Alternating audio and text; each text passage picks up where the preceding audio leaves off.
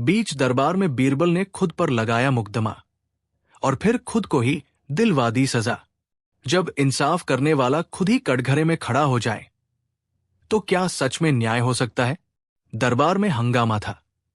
बादशाह अकबर भी चकित थे, क्योंकि बीरबल ने खुद ही घोषणा की थी कि वो आज एक बेहद गंभीर अपराध के लिए खुद पर मुकदमा चलवाना चाहता है। अकबर, क्या मतलब है तुम्हारा बीरबल? तुम पर मुकदमा, वो भी खुले दरबार में? बीरबल गंभीरता से, जी हां हुजूर, क्योंकि मुझसे एक ऐसा पाप हो गया है जिसका बोझ अब मैं नहीं उठा सकता। भीड़ सन्नाटे में। दरबारी कानाफूसी करने लगे। कहीं खजाने की चोरी तो नहीं, या कोई गुप्त साजिश? बीरबल ने आदेश दिया, मैं कटघरे में खड़ा हो रहा हूं, मुझे कानून के मुताबिक सजा दी जाए। अकबर ने एक विशेष न्याय प्रक्रिया चालू करवाई। काजी बुलाए गए, वकील तैयार हुए और फिर बीरबल ने खुलासा किया, मैंने दरबार की अमानत में खयानत की है। मुझे एक किसान की जमीन पर फैसला सुनाना था और उस जमीन की असलियत जाने बिना ही मैंने फैसला दे दिया। वो जमीन अब एक अमीर जमींदार की है और किसान दर दर की ठोकरें खा रहा है। मुझे उस किसान के आंसू सजा की तरह लगते हैं। सन्नाटा। अकबर ने कुछ कहना चाहा, पर बीरबल ने हाथ उठाकर रोक दिया। अगर बीरबल को सजा नहीं दी जाएगी तो न्याय का क्या मतलब रह जाएगा? हुजूर, अगले दिन बीरबल पर मुकदमा चला। गवाहियां हुई। किसान बुलाया गया, जिसने कांपते स्वर में कहा, हुजूर, बीरबल ने जानबूझकर नहीं किया, पर मुझे यकीन है मेरे आंसू कभी भी उनका चैन नहीं लेने देंगे।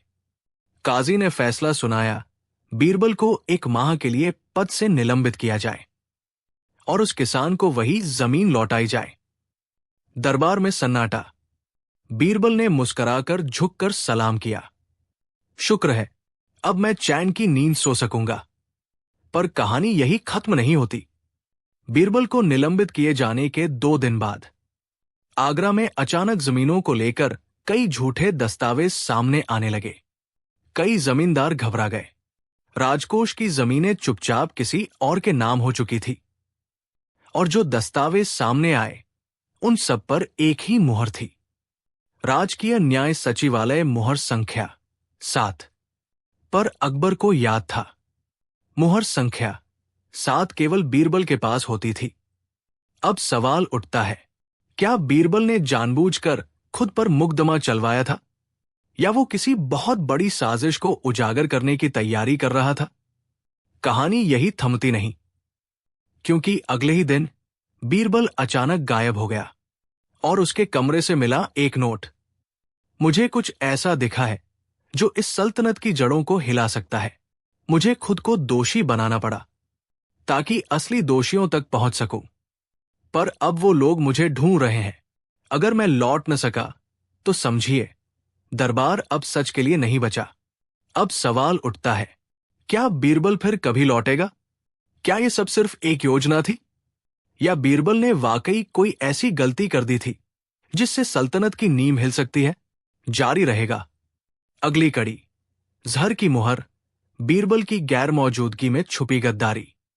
जब सच्चाई को मिटाने की कोशिश हो तो झूठ की फसल सबसे पहले दरबार में लहलहाती है। बीरबल के जाने के बाद दरबार में अजीब सा सन्नाटा फैल गया था।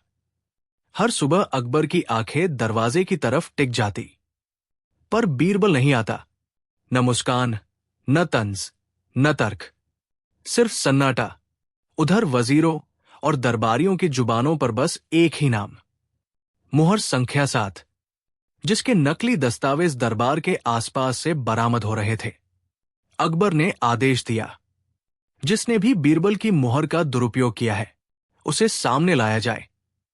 शहर भर में जांच शुरू हुई और जल्द ही राजमहल के ही भीतर के कुछ कर्मचारी पकड़े गए। उनके पास राजकीय जमीनों के दस्तावेज थे जिन पर बीरबल की नकली मुहर लगी थी। पर चौंकाने वाली बात यह थी, इनमें से एक दस्तावेज न्याय भवन की गुप्त तिजोरी से बरामद हुआ था, जहां तक किसी आम कर्मचारी की पहुंच नहीं थी। फिर सवाल उठा, क्या बीरबल की गैर मौजूदगी में कोई उच्च पदस्थ अधिकारी दरबार को भीतर से खोखला कर रहा था? उसी रात अकबर को एक चिट्ठी मिली जो काले कपड़े में लिपटी थी। चिट्ठी पर लिखा था, अगर बीरबल की मुहर तुम्हारे पास है तो उसका जहर भी तुम्हारे चारों ओर है। वो लोग जो दिन में मुस्कराते हैं रात को तेरी सल्तनत को बेच देते हैं। चिट्ठी बिना दस्तखत की थी, पर आखिर में बने थे 3 बिंदु, और ये 3 बिंदु सिर्फ एक इंसान अपनी चिट्ठियों में लगाता था। बीरबल। अकबर का माथा ठनका। अगली सुबह दरबार में एक नई हलचल थी। वजीर अब्दुल खान अचानक बेहद सक्रिय हो गया था। वो हर जांच, हर दस्तावेज की कॉपी खुद मंगवा रहा था। जब सेनापति ने पूछा, हुजूर, आप इतना क्यों चिंतित हैं इन दस्तावेजों को लेकर? अब्दुल ने मुस्कुराकर कहा, क्योंकि अगर बीरबल लौट आया तो मैं कहीं का नहीं रहूंगा। और फिर उस रात कुछ हुआ जिससे पूरा दरबार कांप गया। अकबर के निजी भोजन में जहर मिला था, लेकिन संयोग से उस रात भोजन अकबर ने नहीं किया, और उसी थाली के पास रखा एक नोट मिला। अगर मुझे कुछ हो गया होता तो बीरबल की सच्चाई कभी सामने नहीं आती। अब समझ आ गया बीरबल ने क्यों खुद पर मुकदमा चलाया था। और अगले ही दिन अकबर को बीरबल की एक और चिट्ठी मिली। इस बार सिर्फ एक पंक्ति लिखी थी, जिस दिन सच को जहर से मारने की कोशिश होती है वो दिन साजिशों का अंतिम दिन होता है। मिलूंगा चांदनी चौक की सबसे अंधेरी गली में, तीसरे पहर, बिना आवाज किए। तो अब सवाल उठता है, क्या बीरबल वाकई जीवित है? कौन लोग हैं जो सल्तनत के भीतर साजिश कर रहे हैं? क्या अब सच्चाई बाहर आएगी या बीरबल का नाम भी मिटा दिया जाएगा? जारी रहेगा। अगली कड़ी, चांदनी चौक की अंधेरी गली, जहां बीरबल मौत के सामने खड़ा था। जब साजिश की चादर गाढ़ी हो जाए तब सच्चाई को उजाला नहीं, खुद को आग बनाना पड़ता है। तीसरे पहर का समय था। दिल्ली की हवाओं में एक अजीब सा सन्नाटा था। शाही जासूसों ने अकबर को बताया, हुजूर, बीरबल वाकई जिंदा है और उसने चांदनी चौक की उस गली में आने को कहा है जहां आज तक कोई जिंदा वापस नहीं लौटा। अकबर ने सबको रोक दिया। न कोई फौज, न कोई शाही लश्कर जाएगा। अगर बीरबल जिंदा है तो वो खुद मेरे पास लौटेगा। उधर उस अंधेरी गली में कदमों की आहट धीमी थी, पर दिल की धड़कनें तेज। गली के बीचों बीच एक बुर्ज के पास एक नकाबपोश खड़ा था। सामने एक लाठी टेकता बूढ़ा भिखारी आया और बोला, राजा को बचाने की कीमत अब राजा ही चुकाएगा। नकाबपोश बोला, भेष बदलना तो बीरबल की पुरानी आदत है, पर आज वो मौत को धोखा नहीं दे पाएगा। भिखारी मुस्कराया, धोखा तो अभी बाकी है, असली खेल तो अब शुरू हुआ है। और अगले ही पल भिखारी ने लाठी जमीन पर मारी। जमीन फटी और नीचे से खुला एक गुप्त तहखाना। उस तहखाने के भीतर कई सारे दस्तावेज, नकली मुहरें और दरबारी वस्त्रों के झोले पड़े थे, और एक कोने में बैठा था बीरबल, जिंदा, मुस्कुराता और नजरें गड़ाए। अब्दुल खान को मेरा सलाम कहना, बीरबल बोला, क्योंकि उसकी हर चाल पर मेरी नजर थी और हर दस्तावेज की स्याही में मेरा सच छुपा था। नकाबपोश अवाक था, पर तुम जहर से बचे कैसे? बीरबल बोला, क्योंकि मैंने वो थाली खुद ही जहर से भरी थी, अपने सच्चे दुश्मनों को देखने के लिए। अगले दिन दरबार में बीरबल वापस लौटा, फिर से अपने उसी चुटीले अंदाज में। अब्दुल खान को तलब किया गया। बीरबल ने सबूतों का ढेर लगाकर कहा, जहर मुझे नहीं मार पाया, पर तुम्हारा लालच तुम्हें जरूर खा गया। अब्दुल चीख उठा, अगर तुमने मेरी चाल पहले ही पकड़ ली थी तो खुद को सजा क्यों दिलवाई? बीरबल मुस्कराया, क्योंकि साजिश को खत्म करने के लिए कभी कभी खुद पर शक का पर्दा डालना पड़ता है। मुझे हटाना जरूरी था ताकि तुम सामने आ सको। अकबर खड़ा हुआ और बोला, बीरबल, तुम्हारी चुप्पी ने सल्तनत की गूंगी साजिशों को चीखने पर मजबूर कर दिया।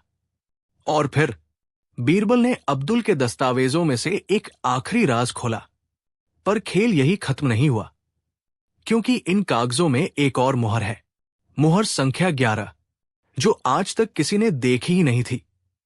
और वो मुहर शाही रानी की सेवा में लगे किसी खास आदमी के पास है। अब सवाल उठता है, क्या महल के भीतर कोई और भी गद्दारी में शामिल था? क्या रानी के पास मौजूद कोई वफादार दरबारी भी बीरबल के खिलाफ था? और मुहर संख्या 11 किसके हाथ में थी? जारी रहेगा अगला भाग। रानी की परछाई गद्दारी महल के सबसे पवित्र कक्ष से। साजिशें चाहे जितनी भी गहरी हो, बीरबल की अक्ल से बच नहीं सकती। अब्दुल खान घुटनों के बल गिर चुका था। उसके गालों से बहता पसीना नहीं, बल्कि वो डर था, जो बीरबल की मुस्कान से भी ज्यादा तीखा था।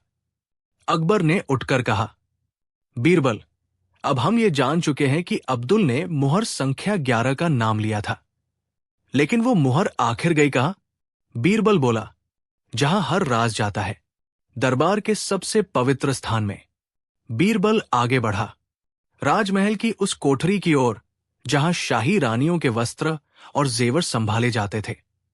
वहीं एक पुराने संदूक से निकला एक सोने का कड़ा, जिसके भीतर छिपी थी मुहर संख्या 11।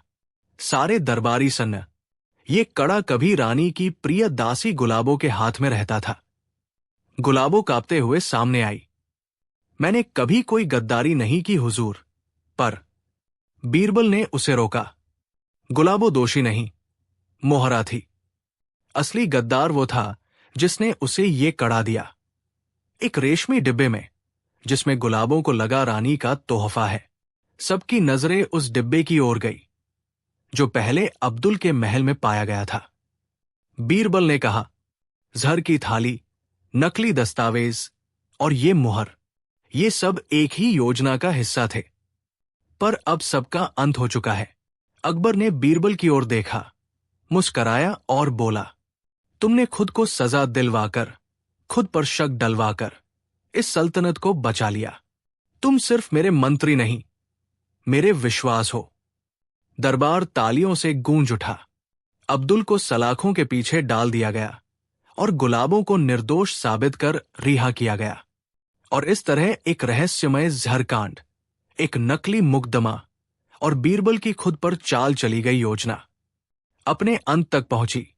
बीरबल फिर मुस्कराया। जहां सच्चाई दम घोंटती हो, वहां कभी कभी उसे जिंदा करने के लिए खुद को मारना पड़ता है। कहानी समाप्त। बीरबल की बुद्धि साजिशों से लड़ती रही और जीत हमेशा सच्चाई की हुई। बीरबल और दो झूठे पंडितों का सच। जब दो पंडित दरबार में आए और दावा किया कि उन्हें भगवान से बात करने का वरदान है, क्या बीरबल इस चाल को पकड़ पाएगा? एक दिन अकबर के दरबार में दो साधारण वेशभूषा वाले पंडित पहुंचे। उनके माथे पर भस्म, आंखों में तेज और हाथों में मोटी मोटी ग्रंथें। आते ही बोले, हम दोनों दिव्यदृष्टा हैं महाराज। हमें भगवान से सीधे आदेश मिलता है और उन्होंने हमें कहा है कि मुगल दरबार को मार्ग दिखाएं। अकबर ने चौंक कर पूछा, क्या भगवान से बातचीत करते हो तुम? एक पंडित ने उत्तर दिया, जी हां महाराज, हर पूर्णिमा की रात को हमारे कानों में आकाशवाणी होती है। दूसरे ने जोड़ा, और भगवान ने कहा है, अगर आपने हमें राजगुरु नहीं बनाया तो आपके राज्य पर संकट आ सकता है। दरबार में खुसर फुसर शुरू हो गई। कुछ दरबारी बोले, लगता तो बड़े ज्ञानी हैं। कुछ बोले, पर बीरबल कहाँ है आज? और तभी दरवाजा खुला और बीरबल प्रवेश करते हैं। उनके चेहरे पर वही शांत मुस्कान और आंखों में शरारती चमक। बीरबल ने दोनों पंडितों को ध्यान से देखा और बोले, आप दोनों तो बहुत सौभाग्यशाली हैं। भगवान से सीधा संवाद। वाह! पंडित हंस पड़े। हाँ बीरबल जी, आप भी चाहें तो हम आपके लिए भी आशीर्वाद दिला सकते हैं। बीरबल बोले, एक काम कीजिए, आज रात को आप दोनों मेरे साथ एक जंगल में चलिए। वहां एक पुराना पीपल का पेड़ है। सुना है भगवान वही प्रकट होते हैं। क्यों ना हम वही बात कर ले उनसे? दोनों पंडित घबरा गए, पर बोले, हाँ हाँ ठीक है। रात को बीरबल दोनों पंडितों को साथ लेकर जंगल पहुंचे। वहां पहुंचकर बीरबल ने उन्हें पेड़ के नीचे बैठाया और कहा, अब ध्यान लगाइए, भगवान प्रकट होंगे। घंटा भर बीता, कोई आकाशवाणी नहीं। 2 घंटे बीते, अब पंडित बेचैन। तीसरे घंटे बीरबल ने कहा, मैंने भी ध्यान लगाया और मुझे भगवान से उत्तर मिला। उन्होंने कहा, इन दोनों को पकड़कर जेल भेजो, ये ठग है। पंडित उछल पड़े, ये तो झूठ है, भगवान ऐसा कैसे कह सकते हैं? बीरबल मुस्कुराए, आप तो कह रहे थे भगवान हर पूर्णिमा को बात करते हैं। आज भी पूर्णिमा है, अगर वो मेरे पास बोले तो गलत कैसे? अब पंडित सन्न। अगले ही पल सैनिकों ने उन्हें पकड़ लिया। अकबर ने अगले दिन दरबार में पूछा, बीरबल, कैसे पहचाना तुमने कि ये दोनों झूठे हैं? बीरबल बोले, महाराज, जो सच में ज्ञानी होता है वो दिखावा नहीं करता, और जो भगवान से बात करता है वो दरबार में डराकर गद्दी नहीं मांगता, वो नम्रता से ज्ञान बांटता है। ये दोनों तो बस डर बेचने आए थे। दरबार हंसी से गूंज उठा। 2. बीरबल की अगली परीक्षा। दरबार में हंसी गूंज रही थी, पर कहानी यही खत्म नहीं हुई थी। बीरबल की चतुराई से दोनों झूठे पंडितों का भंडाफोड़ हो चुका था और उन्हें जेल भेज दिया गया था। लेकिन उसी रात कुछ रहस्यमय हुआ। राजमहल के पहरेदारों ने देखा, जेल का दरवाजा खुला पड़ा था। दोनों पंडित गायब थे और उनकी जगह एक चमकदार लोटा रखा था, जिस पर लिखा था, हम लौटेंगे, और इस बार भगवान के साथ। अगले ही दिन दरबार में हलचल मच गई। अकबर ने गुस्से में पूछा, बीरबल, ये क्या तमाशा है? क्या वो दोनों पंडित सच में दिव्य शक्ति वाले थे? बीरबल गंभीर हो गए, महाराज, अब बात सिर्फ ठगी की नहीं, किसी गहरी चाल की लगती है। कोई और है जो पर्दे के पीछे खेल रच रहा है। उसी क्षण एक दरबारी घबराता हुआ दरबार में दौड़ता आया। महाराज, काशी से एक पत्र आया है। वहां के राजा ने बताया है कि उन्हीं 2 पंडितों ने वहां के राजा को भी भ्रमित किया था, और अब वो राजा भी बीमार हो गया है। अकबर और भी चिंतित हो उठे। अब सवाल ये था, क्या ये सिर्फ 2 पंडितों की चाल थी, या कोई बड़ा षड्यंत्र दरबार को जकड़ने चला रहा था? क्या बीरबल अगली बार भी उन झूठों को पकड़ पाएगा, जब उनके साथ कोई असली दिव्य शक्ति खड़ी हो? जारी रहेगा। लेकिन अब अगला मोहरा कौन था, और क्या बीरबल इस बार अकेले ही इस दिव्य जाल को काट पाएगा? अंतिम अध्याय। दोनों झूठे पंडितों के भागने की खबर से दरबार में हलचल मची हुई थी। हर ओर चिंता का माहौल था, लेकिन बीरबल शांत थे, जैसे उन्हें कुछ आभास हो। बीरबल ने तुरंत खोज अभियान चलवाया। नगर के बाहर एक पुराना मंदिर था, जहां अक्सर साधु संत ठहरते थे। बीरबल को वहीं से सुराग मिला। जैसे ही रात्रि का अंधेरा छाया, बीरबल कुछ सिपाहियों के साथ मंदिर पहुंचे। वहां उन्होंने वही दोनों पंडित पकड़े जो दिव्य शक्ति के नाम पर अगली ठगी की तैयारी में थे। उनके पास से झूठे ताबीज, नकली रत्न और सोने के सिक्कों की बोरियां मिली। बीरबल ने दोनों को पकड़वाकर दरबार लाया और कहा, महाराज, ये दोनों न तो पंडित हैं न साधु, ये केवल अच्छे अभिनेता हैं। इन्होंने विद्या की नहीं बल्कि लालच की शिक्षा ली है।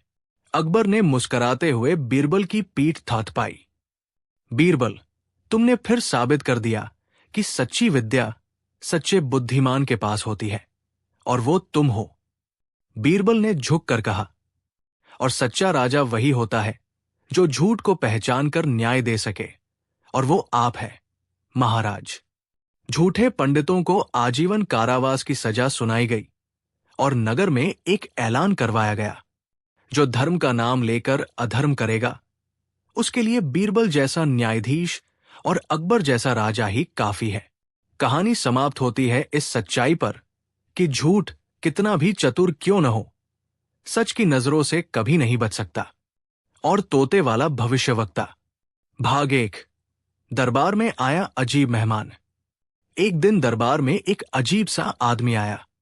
सिर पर चमचमाता साफा, आंखों पर काजल और कंधे पर बैठा था एक हरा भरा तोता।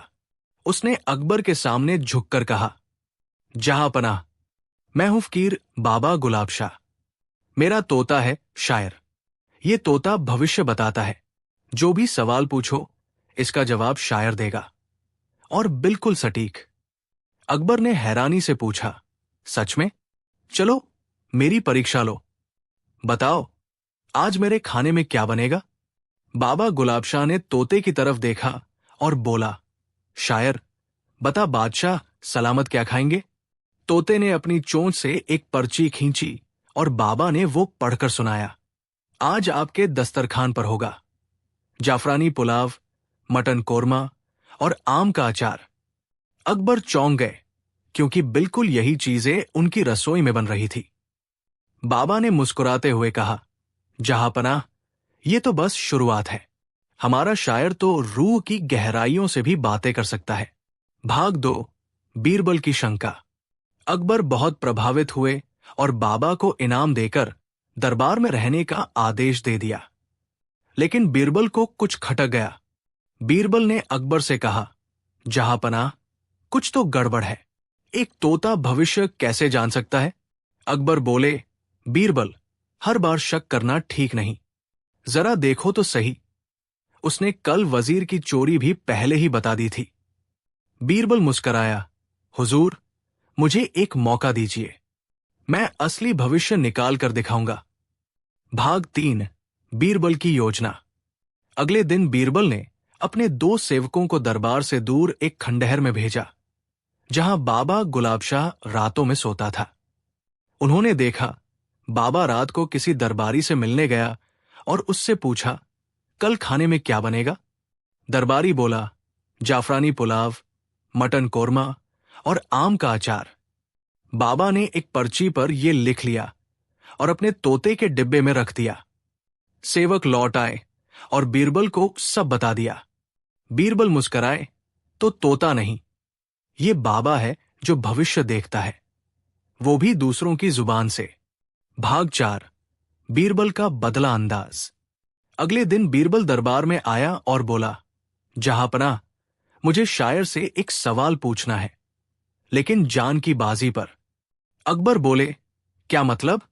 बीरबल ने कहा, मैं एक पर्ची में 3 बॉक्स रखूंगा। एक में होगा हीरा, दूसरे में सांप और तीसरे में कुछ नहीं।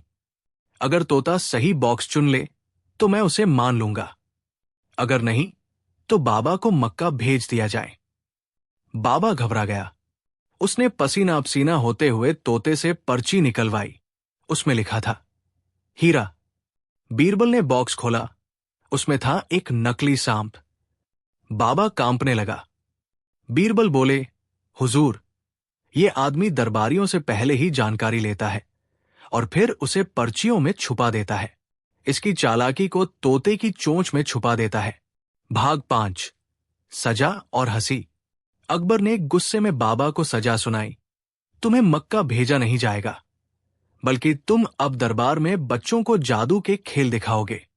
बीरबल हंसकर बोला, जहांपनाह, भविष्य बताना अगर इतना आसान होता तो बाबा खुद को आज सजा से बचा लेता।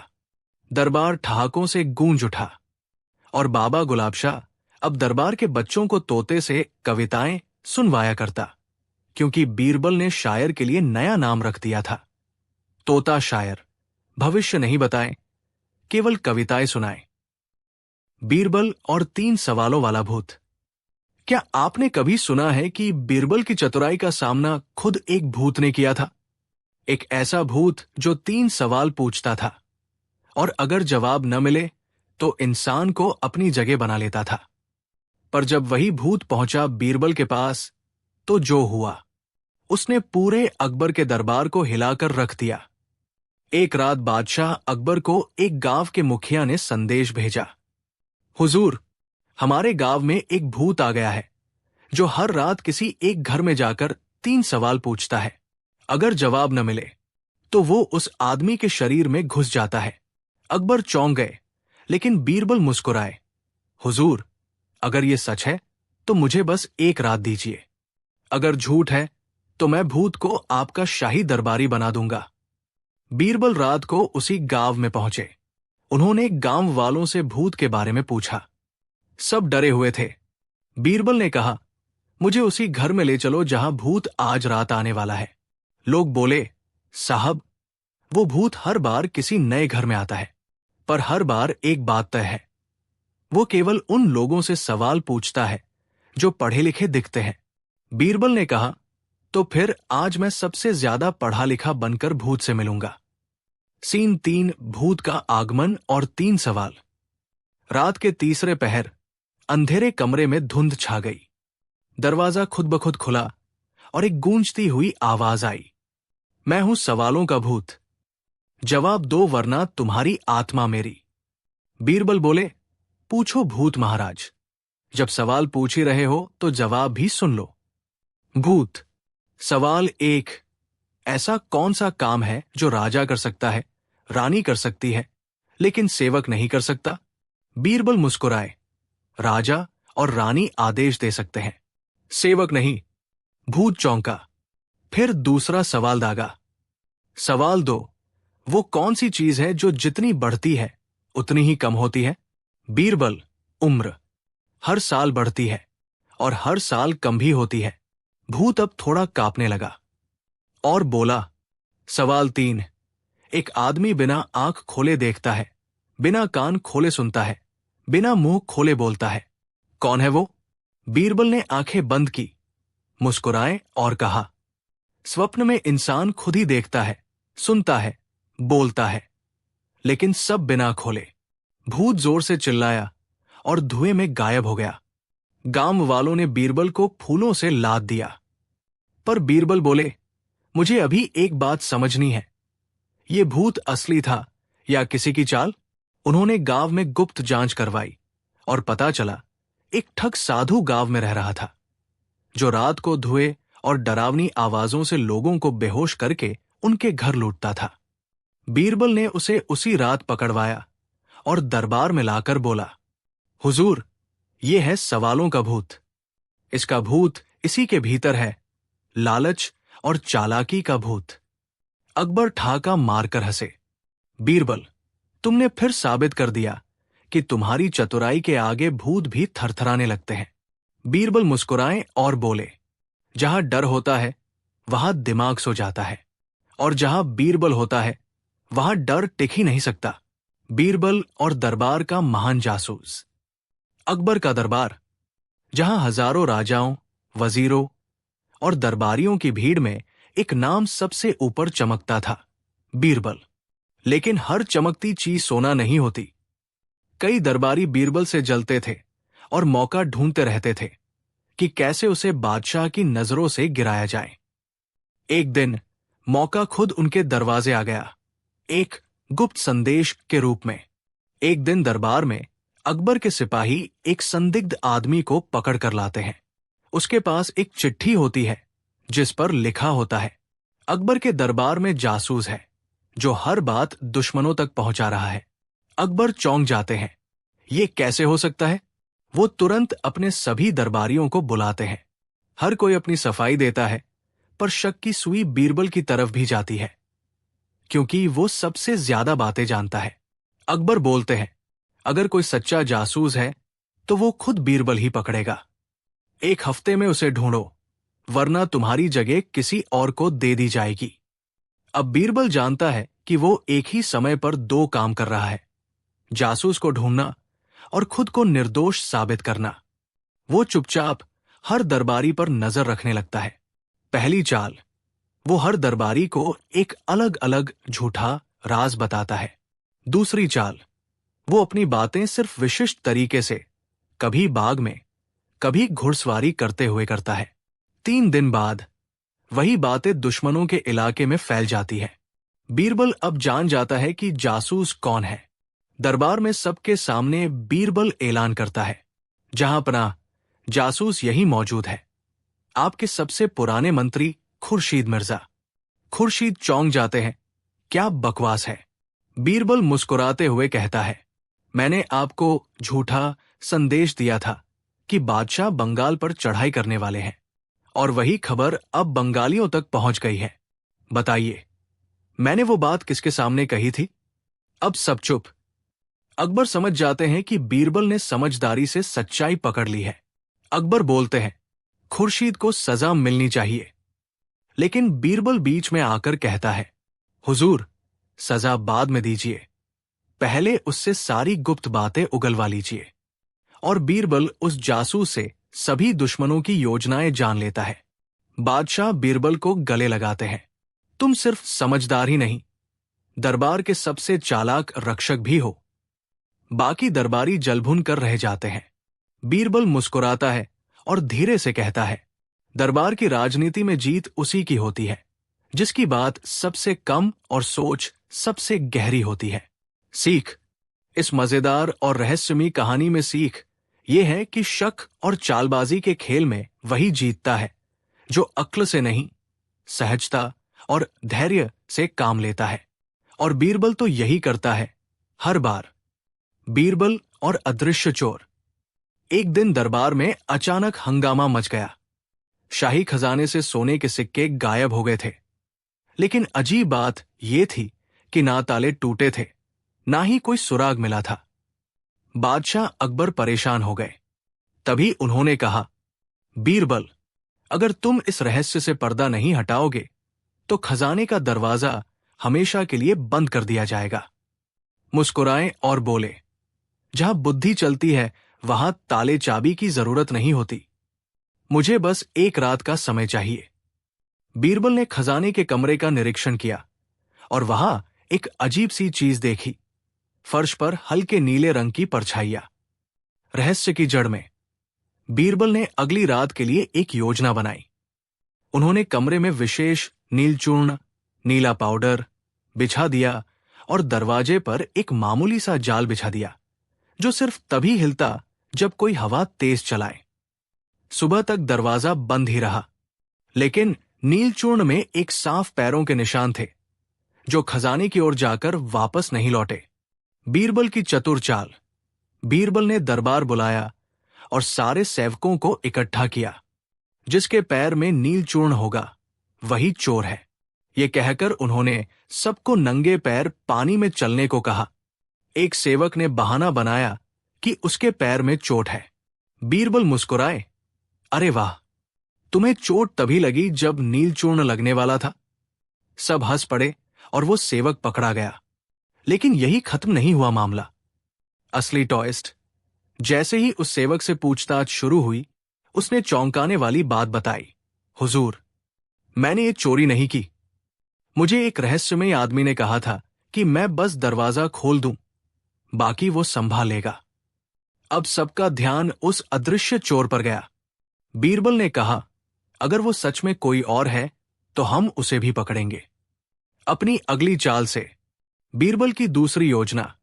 बीरबल ने खजाने के कमरे में इस बार छोटे छोटे धूप चिन्ह बनाए जिन्हें इंसान की गर्माहट छूते ही रंग बदलते थे। इसके साथ ही उन्होंने शाही बावर्ची खाने में सबको खास मिठाई खिलाई जिसमें बीरबल ने मिलाया था गुलाबी जीरा, जो पसीने में खास खुशबू देता। अगली सुबह खजाने में फिर से हलचल हुई और बीरबल ने दरबार में सबको बुलाया। इस बार जिनके शरीर से गुलाबी जीरे की खुशबू आ रही थी उन्हें अलग किया गया। एक सैनिक के पास से उसी धूप के निशान भी मिले। फिर खुला राज। वो सैनिक बोला, हुजूर, असल में खजाने से एक अद्भुत चीज निकली है, चोरों की अंगूठी, जिसे पहनकर इंसान अदृश्य हो सकता है। मैंने उसे सिर्फ एक बार पहनकर देखा था। बीरबल मुस्कुराए, और जो चीज अदृश्य बनाती है वो जबान से सब कुछ उजागर करवा देती है। न्याय और सस्पेंसफुल अंत। अकबर ने कहा, बीरबल, तुम्हारी बुद्धि के सामने तो जादू भी हार गया। उस अंगूठी को शाही खजाने में सबसे ऊपर रखा गया और उस सैनिक को क्षमा करके दरबार से निकाला गया। लेकिन बीरबल ने वो अंगूठी अपने पास रखी और कहा, कभी कभी जादू से लड़ने के लिए थोड़ा जादू अपने पास भी रखना पड़ता है। और उस दिन के बाद से बीरबल हर बार दरबार में समय से पहले आ जाते थे, बिना देखे, बिना सुने, जैसे कोई अदृश्य साया हो। बीरबल और रहस्यमयी खजाना। बहुत समय पहले की बात है। सम्राट अकबर अपने दरबार में बैठा हुआ था और चारों ओर उसके मंत्रियों और राज कर्मचारियों की हलचल थी। अचानक अकबर की नजर बीरबल पर पड़ी। वो अपने खास सलाहकार और मित्र बीरबल को हमेशा बहुत सम्मान देते थे। अकबर ने बीरबल को अपनी ओर आते देखा और कहा, बीरबल, आज मुझे तुम्हारी बुद्धिमत्ता पर एक और परीक्षा लेनी है। बीरबल मुस्कराया और अकबर के पास पहुंच गया। महाराज, मैं हमेशा आपके आदेश का पालन करने के लिए तैयार हूं। कृपया बताएं, क्या आपको मुझसे कुछ विशेष चाहिए? अकबर ने गहरी सांस ली और कहा, बीरबल, इस राज्य में एक पुराना खजाना छुपा हुआ है। मैंने सुना है कि वो खजाना बहुत ही कीमती और रहस्यमयी है, लेकिन वो कहाँ है, इसकी कोई जानकारी नहीं है। तुम हमेशा बड़ी समझदारी से काम करते हो, इसलिए मैं चाहता हूं कि तुम उस खजाने को खोज निकालो। बीरबल ने आश्चर्यचकित होते हुए पूछा, महाराज, क्या आप ये कह रहे हैं कि हमें किसी पुराने खजाने को खोजना है? अकबर ने हाँ में सिर हिलाया और कहा, हाँ, लेकिन यह खजाना बहुत कठिन है, क्योंकि जो भी व्यक्ति इसे खोजना चाहता है वो। जब बीरबल ने एक पेड़ को बोलने पर मजबूर कर दिया। क्या सचमुच पेड़ बोल सकते हैं? और अगर हाँ, तो क्या वो हमें वो बताएंगे जो हम जानना चाहते हैं? ये एक गर्मी की दोपहर थी जब अकबर और बीरबल राजमहल के बगीचे में टहलने निकले। सूरज की तेज किरणें बगीचे के दरख्तों के बीच से छन कर आ रही थी और हवा भी हल्की सी गर्म थी। अकबर का मूड ठीक नहीं था और वो कुछ सोचते हुए बीरबल के साथ चल रहे थे। तभी अकबर ने अचानक बीरबल से पूछा, बीरबल, तुम हमेशा कहते हो कि तुम हर समस्या का हल जानते हो, पर क्या तुम ये बता सकते हो कि अगर एक पेड़ बोलने लगे तो क्या तुम उसकी बातें समझ पाओगे? बीरबल मुस्कराए, लेकिन उन्होंने जवाब देने में देर नहीं की। महाराज, पेड़ भी कभी कभी अपने दिल की बातें कह सकते हैं, अगर हम सही तरीके से उनसे बात करें। अकबर ने चौंकते हुए पूछा, क्या तुम सच में मानते हो कि पेड़ बोल सकते हैं? बीरबल ने एक लंबी सांस ली और कहा, महाराज, आपको क्या लगता है, क्या कोई भी चीज हमारे चारों ओर बिना कारण के होती है? क्या यह संभव नहीं कि पेड़ जो इतने सालों से खड़े हैं कुछ नहीं जानते होंगे? अकबर को यह सुनकर थोड़ी हैरानी हुई। अगर तुम सच में इसे कर सकते हो तो फिर मुझे दिखाओ। अब बीरबल ने अपने कदम और तेज कर दिए और एक पुराने बरगद के पेड़ के पास पहुंचे। पेड़ की शाखाएं ऊपर तक फैली हुई थी और उसकी जड़ें जमीन में गहरी चली गई थी। बीरबल ने पेड़ को देखा और फिर अकबर से कहा, महाराज, अब हम देखेंगे कि पेड़ क्या कहता है।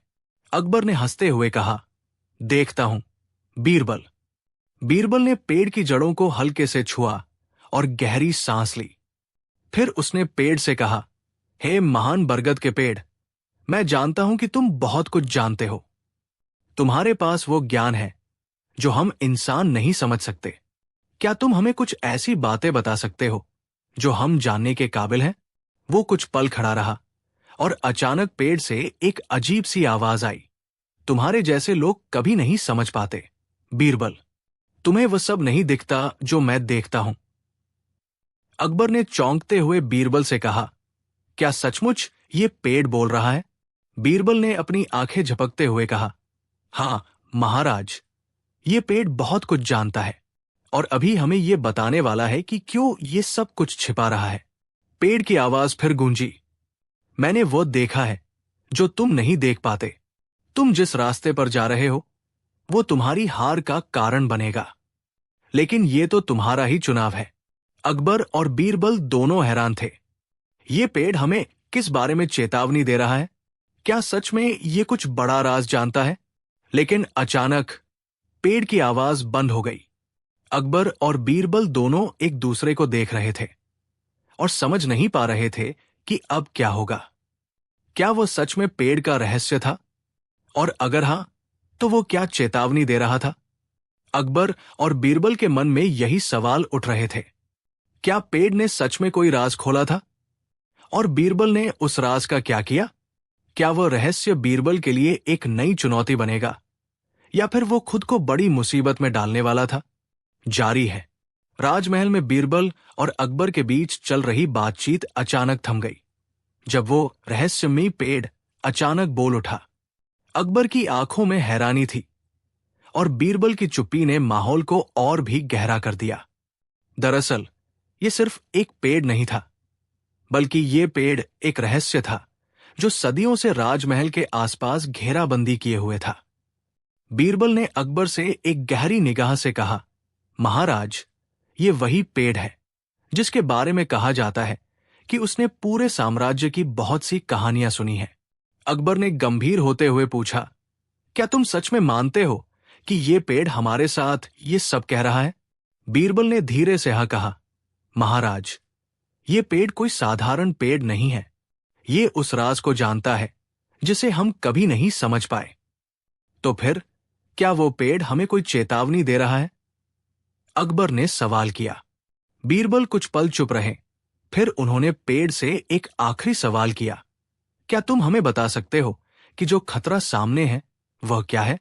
तभी पेड़ की आवाज फिर से गूंज उठी, तुम जिस रास्ते पर चल रहे हो वो तुम्हें अंततः खो देगा। तुम सोचते हो कि तुम्हारा साम्राज्य हमेशा मजबूत रहेगा, लेकिन वो समय दूर नहीं जब तुम्हें अपनी गलतियां समझ में आएंगी। अकबर और बीरबल दोनों एक दूसरे को देखने लगे। ये चेतावनी इतनी गंभीर थी कि दोनों का मन आशंका से भर गया। बीरबल ने पेड़ की ओर एक आखिरी नजर डाली और फिर अकबर से कहा, महाराज, हमें ये चेतावनी लेकर चलना होगा। ये पेड़ सच में कुछ जानता है और अब हमें इसका हल ढूंढना होगा। क्योंकि बीरबल ने यह मान लिया था कि यह पेड़ केवल एक सामान्य पेड़ नहीं था, बल्कि यह किसी बड़े बदलाव का प्रतीक था। और अब यह बीरबल और अकबर के लिए एक नई चुनौती बन चुकी थी। तो क्या बीरबल और अकबर उस राज को उजागर करेंगे जिसे पेड़ ने छुपा रखा है? और क्या यह खतरा सच में उनका सामना करने वाला है? बीरबल बनाम चालाक चोर, दरबार की जासूसी। एक सुबह दरबार में हड़कंप मच गया। बादशाह अकबर गुस्से में थे। बीरबल, शाही खजाने से पिछले 3 हफ्तों से हर शुक्रवार एक मोहर कम हो रही है। चौकीदार, मंत्री, सेवक सब पूछ लिए, कोई नहीं जानता। बीरबल मुस्कुराए। हुजूर, अगर चोर छुपा है तो बीरबल की आंखों से नहीं बचेगा। ये केस अब मेरा है। बीरबल सबसे पहले उस रात के चौकीदार से मिले। चौकीदार बोला, हुजूर, मैंने पूरी रात कुछ भी संदिग्ध नहीं देखा। बीरबल बोले, अच्छा, अगर तुमने कुछ देखा नहीं तो दरवाजे पर रखी रेत पर तुम्हारे पैरों के निशान क्यों नहीं हैं? चौकीदार सक्का गया। बीरबल बोले, या तो तुम अपनी ड्यूटी पर थे ही नहीं, या तुम खुद चोर हो। दोनों ही केस में दोषी। बीरबल ने उसे बंदी बनवा दिया, लेकिन असली चोर अभी भी बाकी था। बीरबल ने खजाने का कमरा खुद देखा। वहां एक बर्तन में पानी रखा था। उन्होंने देखा कि हर शुक्रवार को वो बर्तन थोड़ा थोड़ा खाली होता है। बीरबल बोले, चोर प्यासा नहीं, चालाक है। ये बर्तन चुराई हुई मोहरों को ठंडा करने के लिए इस्तेमाल होता है, ताकि उन पर उंगलियों के निशान मिट जाएं। अकबर चौंक गए, तो इसका मतलब चोर बहुत शातिर है। बीरबल बोले, और अब मैं उसे फंसाऊंगा उसकी ही चाल में। बीरबल ने दरबार के 3 सबसे चतुर मंत्रियों को बुलाया और झूठी कहानी सुनाई कि खजाने में अब सोने की जगह हीरे आने वाले हैं। अगले दिन बीरबल ने देखा, मंत्री कंवल दास के चेहरे पर चमक ज्यादा थी और उसकी अंगुलियों में हल्का सुनहरा रंग। बीरबल बोले, हुजूर, ये सुनहरी चमक उस नई तिजोरी की नहीं, चोरी की कहानी कह रही है। कंवल दास बोला, मैंने कुछ नहीं किया। बीरबल ने तुरंत एक ट्रिक इस्तेमाल की। खजाने की चाबी किसी और को देने का नाटक किया। अगली सुबह चोरी रुक गई। अकबर बोले, वाह बीरबल, इस बार तो तुमने चोर को उसके डर से ही चुप कर दिया। बीरबल को तिजोरी के पास से एक टूटे हुए जूते का टुकड़ा मिला। उन्होंने दरबार में सबको बुलाया और हर किसी से कहा, अपने जूते निकालो। सब डर गए, पर एक मंत्री ने कहा, मेरा जूता नया है, मैं नहीं उतारूंगा। बीरबल बोले, तो फिर उतारने में क्या डर? डर वही डरता है जो दोषी होता है। जूते उतारे गए और वही टुकड़ा मंत्री प्रताप सेन के जूते से मेल खा गया। अब सब साफ था, वही असली चोर था जो बाकी लोगों के सिर पर शक डाल रहा था। अकबर बोले, बीरबल, तुमने सिर्फ चोरी नहीं पकड़ी, बल्कि दरबार के अंदर की असली गंदगी को भी साफ किया। बीरबल मुस्कुराए, हुजूर, समस्या चाहे कितनी भी बड़ी हो, अगर आंखें खुली हो और दिमाग ठंडा हो तो हल दूर नहीं, सीख। हर समस्या का हल तब निकलता है जब हम सवालों को ध्यान से देखें और जवाब ढूंढने की बजाय सोचने की आदत डालें। अकबर और बीरबल की परीक्षा। एक दिन अकबर ने बीरबल से कहा, बीरबल, मैं तुम्हारी समझदारी और बुद्धिमत्ता का बहुत प्रशंसा करता हूं, लेकिन मुझे यह जानना है कि क्या तुम सच में इतने होशियार हो जैसा कि लोग कहते हैं। बीरबल ने मुस्कुराते हुए कहा, महाराज, अगर आप मेरी परीक्षा लेना चाहते हैं तो मैं तैयार हूं। अकबर ने फिर एक चुनौती दी। ठीक है बीरबल, मैं तुम्हें एक सवाल पूछता हूं। अगर तुम इसका सही उत्तर दे सको तो मैं तुम्हें और भी सम्मान दूंगा। बीरबल ने उत्सुकता से पूछा, कृपया बताएं महाराज। अकबर ने कहा, सवाल यह है कि यदि आप एक घर में अकेले हों और वहां दो दरवाजे हों, एक खुला और एक बंद, एक दरवाजे से शेर आ रहा हो और दूसरे से तुम्हारी मौत का खतरा हो, तो तुम किस दरवाजे से बाहर निकलोगे? बीरबल चुपचाप सोचने लगा। फिर उसने अकबर को जवाब दिया, महाराज, मैं दूसरे दरवाजे से बाहर निकलूंगा। अकबर चौंके, लेकिन वो दरवाजा बंद है।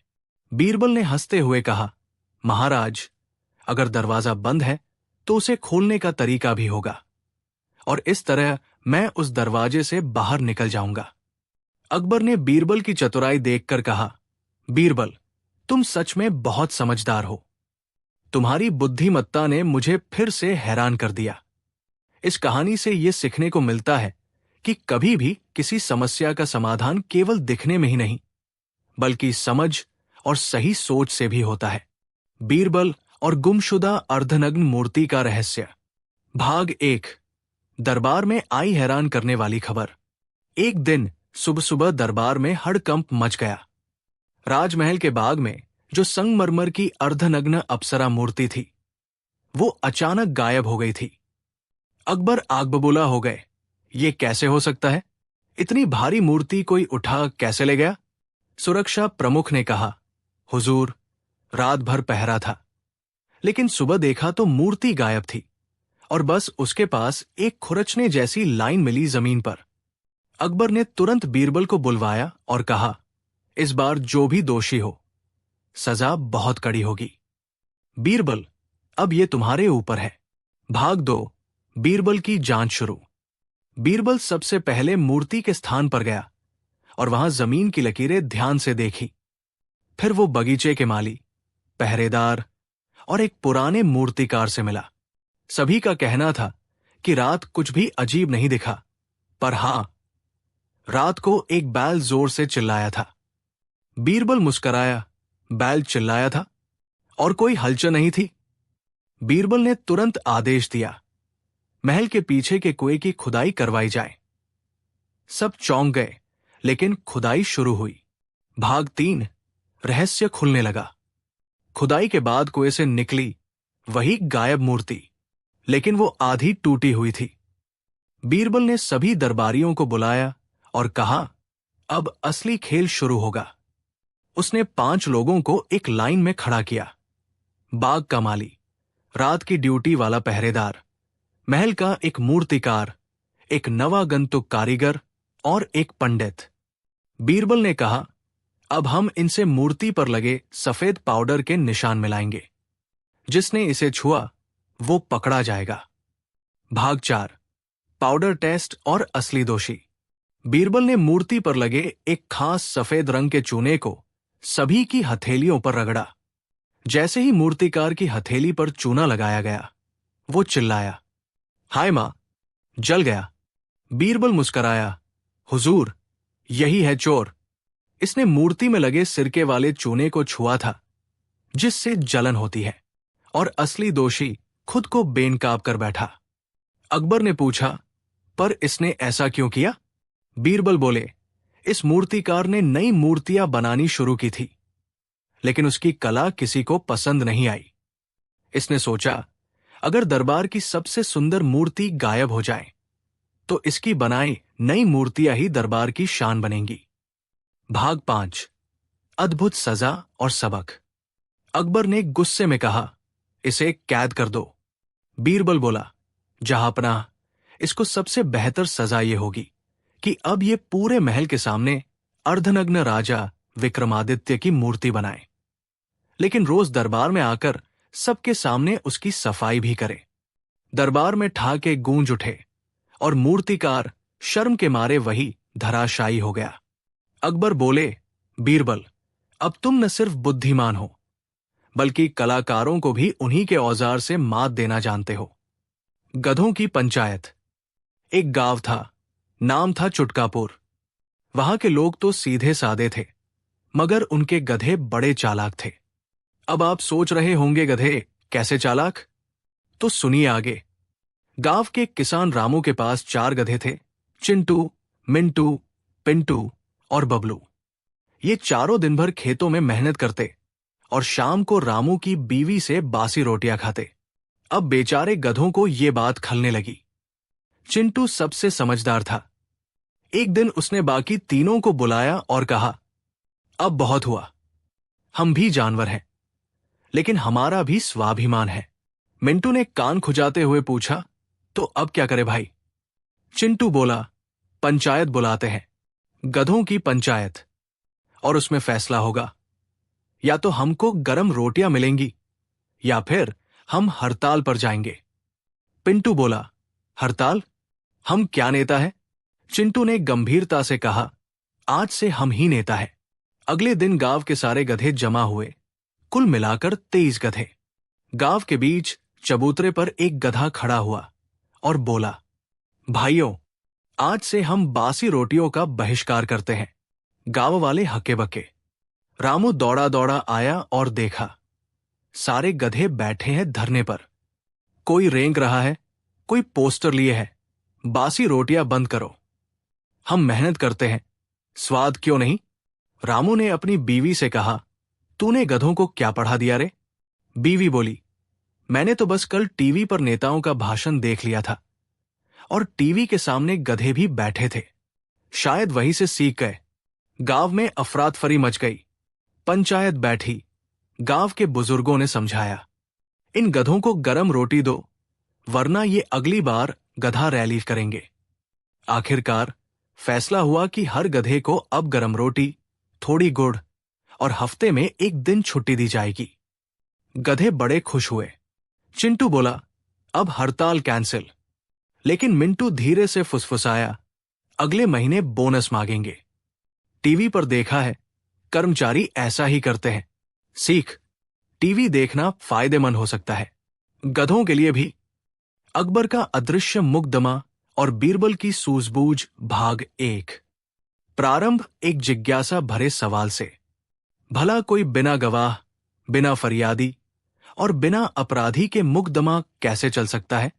शायद आप सोचे ये कोई मजाक है, लेकिन जब बात हो अकबर के दरबार की और सामने हो बीरबल, तब असंभव भी संभव बन जाता है। मुगल दरबार में उस दिन एक अजीब गहमागहमी थी।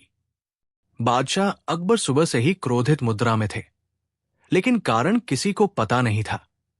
राजा की आंखों में रह रहकर एक रहस्य चमकता, जैसे वो किसी गहरे राज से जूझ रहे हों। बीरबल ने धीरे से दरबार में प्रवेश किया और हमेशा की तरह अपने चिरपरिचित अंदाज में बोला, जहां पनाह, अगर आपकी भौहें तनी हैं तो समझिए कोई या तो बहुत चतुर निकला है या बहुत बड़ा मूर्ख। अकबर ने घूर कर देखा, लेकिन होठों पर हल्की मुस्कान आ ही गई। बीरबल, आज का मुकदमा सामान्य नहीं है, ये एक अदृश्य मुकदमा है। न गवाह है, न अपराधी, न फरियादी, मगर अपराध बहुत बड़ा है। दरबार सन्न। बीरबल ने भी पहली बार ऐसी चुनौती देखी। हुजूर, अगर कोई अपराध हुआ है तो उसका कोई निशान तो होगा। अकबर ने धीरे से सिर झुकाया और बोला, बीती रात मेरे ख्वाब में मेरे राजमुकुट की चोरी हो गई, और जब मैं जागा तो मुकुट सच में अपनी जगह से गायब था। अब दरबार में खलबली मच गई। एक सपने में हुआ अपराध और हकीकत में चुराया गया राजमुकुट। बीरबल ने कुछ देर आंखें बंद की, फिर बोला, जहां पनाह, ये कोई आम चोर नहीं, ये तो कोई ऐसा है जो आपके विचारों में घुस सकता है। ये अपराध आत्मिक भी हो सकता है और राजनीतिक भी। मुझे एक रात का वक्त दीजिए। अकबर ने हामी भरी और बीरबल अपनी तहकीकात में जुट गया। रात को बीरबल ने एक अजीबोगरीब काम किया। उसने महल के हर कोने में फूलों की खुशबू वाले दीपक रखवाए, एक विशेष रंग की रेत सिंहासन के चारों ओर बिछवाई और सभी महलवासियों को विशेष जड़ी बूटी वाली चाय पिलाई। सुबह होते ही बीरबल ने दरबार में ऐलान किया, मुकुट वापस आ चुका है। अकबर चौंक पड़े और सचमुच उनका मुकुट अपने स्थान पर रखा हुआ था। यह कैसे संभव हुआ? अकबर ने पूछा। बीरबल मुस्कराया, लेकिन कुछ बोलने ही वाला था कि तभी महल में एक सेवक दौड़ता आया। उसके हाथ में एक और मुकुट था, हूबहू वही जो सिंहासन पर रखा था। अब दरबार में सन्नाटा था। बीरबल ने गंभीर स्वर में कहा, जहां पनाह, ये दो मुकुट नहीं, दो चेहरे हैं, एक असली, एक नकली। पर अब असली कौन है और नकली कौन? अकबर की आंखें संकुचित हो गई। क्या मतलब है तुम्हारा, बीरबल? बीरबल धीरे धीरे सिंहासन की ओर बढ़ा और बोला, जिसने ये नकली मुकुट रखा है वो न सिर्फ आपको भ्रमित करना चाहता है, बल्कि आपकी जगह लेना चाहता है। और तभी महल की छत से किसी की हंसी गूंजने लगी, तेज, ठाकेदार, मगर डरावनी। क्रमशः क्या अकबर का मुकुट केवल एक सपना था या किसी बड़े षड्यंत्र की शुरुआत? वो हंसी किसकी थी जो महल की छत से आई? और दो मुकुटों में असली कौन सा है? जानने के लिए देखिए अगला भाग, बीरबल और रहस्यमयी प्रतिच्छाया। जारी है। बीरबल और रहस्यमयी प्रतिच्छाया, भाग 2 इंच। पिछली कहानी से आगे सारे दरबार में सन्नाटा था। वो हंसी अब भी गूंज रही थी, जैसे किसी ने महल की दीवारों पर अपने छुपे हुए इरादों की गूंज छोड़ दी हो। अकबर की आंखें चौड़ी हो गई और उन्होंने सिपाहियों को इशारा किया, ऊपर जाकर देखो, कौन है जो हमारे महल की छत पर छाया बनकर हंस रहा है? सिपाही दौड़े, मगर ऊपर कोई नहीं मिला। छत पर बस एक सुनहरा पंख पड़ा था, मोर का पंख, जिस पर कोई मंत्र जैसा कुछ लिखा था। बीरबल ने उसे उठाया और पढ़ा, जिसने देखा सपना वही असल अपराधी है, पर उसका चेहरा आज भी नकाब में है। अब बीरबल और भी सतर्क हो गया। उसने अकबर से कहा, जहां पनाह, यह अब केवल चोरी का मामला नहीं है, यह किसी ऐसे दुश्मन का षड्यंत्र है जो आपकी पहचान को ही मिटा देना चाहता है। अकबर ने गुस्से में कहा, तो बीरबल, अब क्या करेंगे? मुकुट असली कौन सा है? बीरबल ने दरबार के बीच दोनों मुकुट रखे और फिर दरबारियों की ओर घूमकर कहा, आज जो ये दोनों मुकुट देख रहा है, उनमें से किसी एक ने इसे छुपाया भी है, लेकिन असली चोर का मनोबल अब डगमगा चुका है। इतना कहकर उसने खास फूलों की धूप जलाई, वही जड़ी बूटी वाला धुआं जिससे चोर का मन कांप उठे। तभी एक दरबारी कांपता हुआ आगे आया। नाम था जाफर बेग, जो वर्षों से वफादार माना जाता था, पर उसकी आंखें डबडबा रही थी, चेहरा पीला और आवाज कांप रही थी। हुजूर, मैंने नहीं चुराया, पर मैंने सपना देखा था। बीरबल की आंखें चमक उठीं। बस यही तो सबूत था। सपना उसी ने देखा जिसने अपराध को अपने विचारों में जगह दी। अकबर बोले, पर अगर उसने सपना देखा तो मुकुट कहाँ गया? बीरबल ने मुस्कुराकर इशारा किया। मुकुट अपने स्थान पर लौट आया, क्योंकि किसी और ने उसे रखा था। जाफर बेग केवल मोहरा था, असली शत्रु तो अभी भी पर्दे के पीछे है। अकबर गंभीर हो गए। तो अब अगला कदम क्या होगा?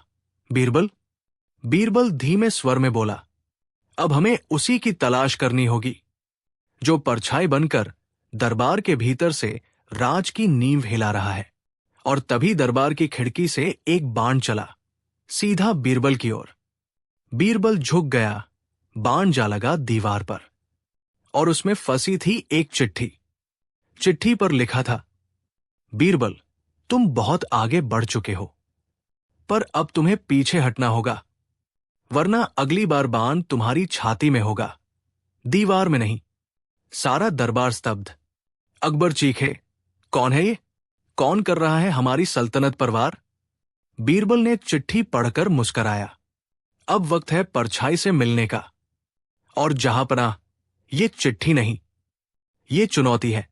क्रमशः, क्या बीरबल पर हो चुका है कोई अदृश्य वार? क्या जाफर बेग केवल एक मोहरा था, या वो कुछ छुपा रहा था? और वो रहस्यमयी शत्रु कौन है जो परछाई बनकर दरबार में घुस चुका है? परछाई का नाम और बीरबल की चाल, भाग 3। पिछली कहानी से आगे। चिट्ठी में लिखा था, बीरबल, अगर आगे बढ़े तो अगली सुबह सूरज नहीं देखोगे। पर बीरबल कौन था जो धमकी से डर जाए? अकबर चिंतित हो गए। उन्होंने बीरबल को सुरक्षा में रहने का आदेश दिया, लेकिन बीरबल ने सिर्फ इतना कहा, जहांपनाह, अगर डर कर बैठ जाऊं तो परछाई हंसती रहेगी, और अगर उजाले की ओर बढ़ूं तो उसका अंत होगा। अगली सुबह बीरबल ने कुछ ऐसा किया जिससे पूरे महल में खलबली मच गई। उन्होंने ऐलान करवाया कि आज बीरबल दरबार नहीं आएंगे। वे बीमार हैं और महल से बाहर एक वैद्य के पास उपचार के लिए रवाना हो रहे हैं। जैसे ही खबर फैली, महल के बाहर पहरा हल्का कर दिया गया। रथ में एक नकली बीरबल भेजा गया। वही बीरबल छुपा रहा महल की सबसे अंधेरी सुरंगों में, जहां से साजिशों की परछाई निकलती थी। और तभी महल के एक पुराने तहखाने में बीरबल को मिली एक फटी हुई पगड़ी। वही रंग, वही कढ़ाई, जैसी सिर्फ रजिया बेगम पहनती थी, अकबर की खास मेहरानी। बीरबल चौंक गया। क्या ये इत्तेफाक था? वही दूसरी ओर रथ में बैठा नकली बीरबल जैसे ही शहर के बाहर पहुंचा, कुछ नकाबपोश घुड़सवारों ने उस पर हमला कर दिया। लेकिन बीरबल की चाल यहां भी काम आई। रथ में छुपे सिपाही झपटकर बाहर निकले और सबको दबोच लिया। जब नकाब खोला गया तो सभी सिपाही हैरान रह गए। उनमें से एक था शफीक मीर, जो महल की आंतरिक सुरक्षा का प्रमुख था। अकबर गरज पड़े, शफीक मीर, तुम? बीरबल ने कहा, जहांपनाह, खेल तो अभी शुरू हुआ है। शफीक मीर तो सिर्फ पहला पर्दा है। असली परछाई अभी भी छुपी है, और उसका नाम जुड़ा है उस चीज से जो हमेशा आपके सबसे पास रहती है। अकबर का चेहरा सख्त हो गया। क्या तुम कहना चाहते हो कि महल के भीतर कोई सबसे करीबी? बीरबल ने सिर हिलाया। और जहांपनाह, वो इंसान न सिर्फ आपकी छाया में छुपा है, बल्कि वो आपके दिल के बहुत करीब भी है। तभी किसी ने दरबार की बत्तियां बुझा दी।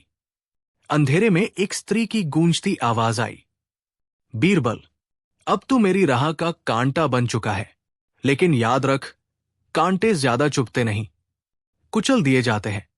बत्तियां वापस जली और रजिया बेगम गायब थी। सारे दरबार की सांसें थम गई। अकबर उठे और बीरबल की ओर देखा। क्या यह संभव है? बीरबल की आंखों में चमक थी, लेकिन स्वर गंभीर। हाथ जहांपनाह, लेकिन क्यों, कब और कैसे, इन सब का जवाब अब तक अधूरा है। क्या रजिया बेगम ही है वो रहस्यमयी परछाई, या कोई और है जो उसकी छवि का इस्तेमाल कर रहा है? और बीरबल अब क्या चाल चलेगा उस परछाई को उजाले में लाने के लिए? आप चाहे तो मैं अब अगला भाग भी लिख सकती हूं। बताइए, शुरू करूं? अकबर के दिल के भीतर छुपा धोखा, भाग 4। पिछली कहानी से आगे। दरबार की बत्तियां फिर से जली, लेकिन रजिया बेगम कहीं नहीं थी। उनके जाने के बाद भी उस रहस्यमयी आवाज की गूंज दीवारों पर जमी रही, जैसे कोई छाया खुद को उजाले से बचा ले गई हो। अकबर अविश्वास से बीरबल को देख रहे थे। क्या तुम कहना चाहते हो कि रजिया? बीरबल ने चुपचाप वो मोरपंख उन्हें सौंपा जिसमें लिखा था, जिसने छाया में जन्म लिया वही उजाले का अंत लाएगा। अकबर की आंखें भर आई। रजिया मेरी पत्नी ही नहीं, मेरे मन की साथी थी। क्या यह सब एक धोखा था? बीरबल ने सिर झुकाया। जहांपनाह, या तो यह धोखा था या कोई ऐसा भ्रम जिसमें वे खुद फंस गई। पर एक बात तय है, यह षड्यंत्र अब केवल तख्त का नहीं, ताज के भीतर के रिश्तों का बन चुका है। अकबर बोले, अब क्या करोगे बीरबल? बीरबल ने कहा, अब मुझे जाना होगा वहां जहां रजिया बेगम रोज शाम को अकेली जाती थी। पुराने किले के उस तहखाने में जिसे आज भी गुप्त वेदी कहा जाता है। कहते हैं वहां एक आईना है जो आत्मा की असलियत दिखा देता है। अकबर ने सशंकित स्वर में पूछा, और अगर वो असलियत मेरी रजिया को राक्षसी साबित कर दे तो?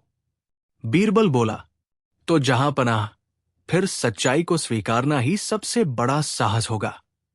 रात को बीरबल एक मशाल लेकर गुप्त वेदी में पहुंचा। वहां हवा भी सांसें रोककर चल रही थी। दीवारों पर कुछ अजीब चित्र बने थे। एक औरत जिसके 4 चेहरे थे और हर चेहरे पर एक अलग नकाब।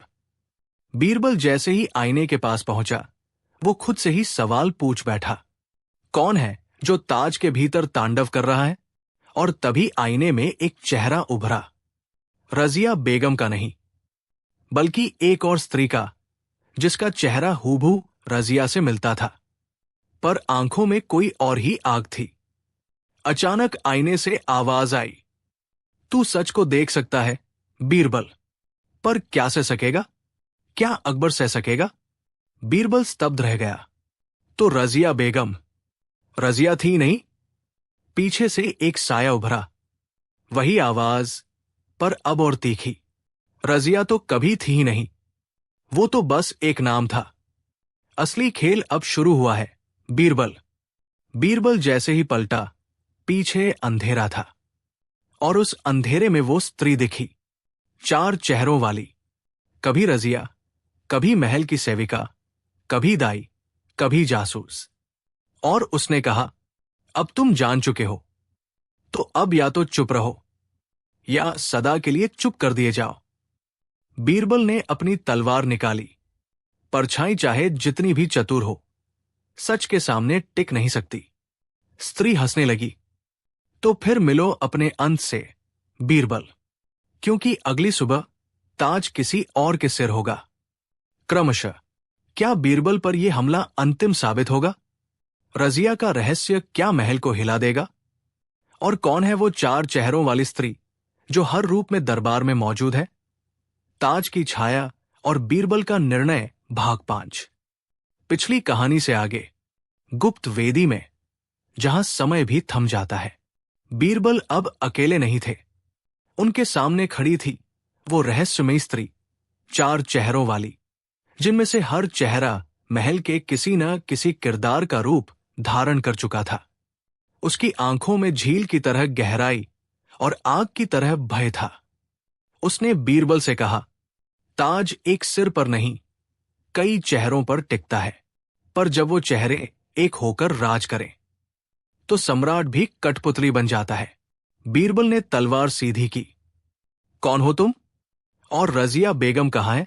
स्त्री हंसी। रजिया अब सिर्फ एक नाम है, एक चेहरा, जो मैंने अपनाया। असली रजिया की जरूरत अब किसी को नहीं, क्योंकि वो अब भी जीवित है, लेकिन केवल मेरी कैद में। बीरबल की आंखें सुलग उठीं। तुम कौन हो जो सम्राट की रानी बन बैठी? मैं। वो पास आई। उसके चेहरे पर अचानक दर्द उभर आया। मैं वही हूं जिसे कभी इस महल की सीढ़ियां भी नसीब नहीं थी, पर अब मैं उसकी छत पर बैठी हूं। मैं एक साधारण दासी थी, पर रजिया से इतनी मिलती जुलती कि लोगों ने फर्क ही नहीं किया। एक दिन असली रजिया सोई और मैं जाग उठी। बीरबल सन्न रह गया। यानी तुमने धोखे से सम्राट को? नहीं बीरबल, सिर्फ सम्राट को नहीं, पूरी सल्तनत को। उसने दीवार से एक नाजुक से कांच की डिबिया निकाली। और अब ये आखिरी मोहरा है। बीरबल जैसे ही डिबिया के पास पहुंचे, अचानक कमरे की छत से धुआं निकलने लगा। अंधेरा बढ़ता गया और वो स्त्री गायब हो गई। बीरबल ने जल्दी से डिबिया उठाई और बाहर भागे। अगले ही पल वे महल के गुप्त सुरंगों में थे, साथ में वो डिबिया जिसमें शायद सल्तनत की सबसे बड़ी सच्चाई बंद थी। दरबार में अकबर चिंतित थे। तभी बीरबल पहुंचे, झुलसे हुए कपड़ों में, हाथ में वही डिबिया। जहांपनाह, ये देखिए, इसमें वो धुआं है जो आपको भ्रम में डाले हुए था। ये वही रसायन है जिससे आंखें रजिया को पहचान नहीं सकी और दिल उसका साथ देता रहा। अकबर डिबिया की ओर देखने ही वाले थे, तभी बीरबल ने कहा, नहीं जहांपनाह, अभी नहीं, क्योंकि डिबिया खोलते ही जिस रजिया की आप तलाश कर रहे हैं उसकी असली आवाज सामने आएगी। क्या मतलब? अकबर चौंके। बीरबल गंभीर हो गया। जहांपनाह, असली रजिया बेगम अभी भी जीवित है, पर कैद में है, और उनके साथ है कोई ऐसा जिसे आपने हमेशा अपना माना, और वो अब उस नकली रजिया की रक्षा कर रहा है। कौन? बीरबल ने सिर्फ इतना कहा, वही जो हर फैसले में आपका सलाहकार था, लेकिन आजकल अचानक चुप है। क्रमशः। तो क्या रजिया की असलियत अब सामने आएगी? वो नकली रजिया आखिर कौन है और उसके पीछे कौन है जो खुद अकबर का भरोसेमंद बनकर खड़ा रहा? क्या बीरबल रजिया को आजाद करा पाएगा, या ये खेल अब ताज के टूटने तक जाएगा?